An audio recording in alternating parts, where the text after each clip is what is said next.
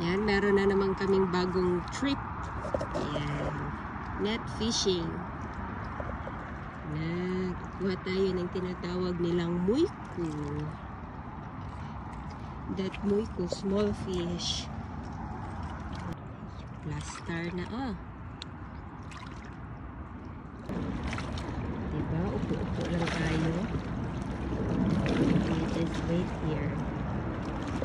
Okay, wala pang nahuhuli. May nahulog.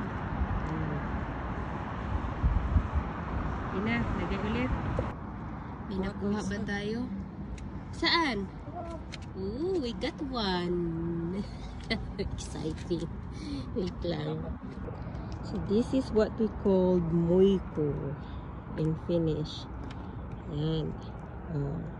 Pwede na to siya kung prito. Ayan, we have one already. Ito yung aming lalagyan. Kuha tayo ng 5 kilos. Yeah, meron siya. Oh, nahulog.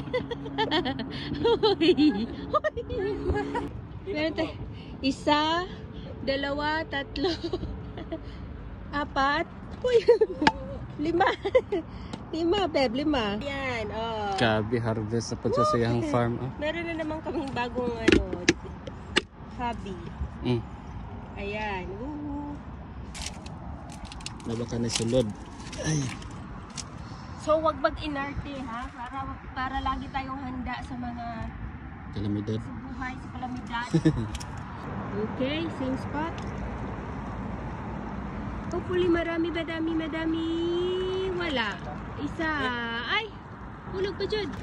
Wala na. Natrap ka na. Ito na yung kadar mo. Kunin. Fish. O, diba? Kahit bukol tayo sa sunder, we have lots of muiko. See? Yan. Nasa dulo sila, bebo. Huhuhuhu. Dami. Lalalala. Wow. Yeah. Woo. Dami. O, diba? Nahulog din sila. Okay na yan. Wala ko ate. Balik 15. 15 lang, kilo. Kilo. Dili, gramo. So, linisin na natin bago tayo uuwi. Ayan. Luto na. Kaging na. Look. Yan na, crispy.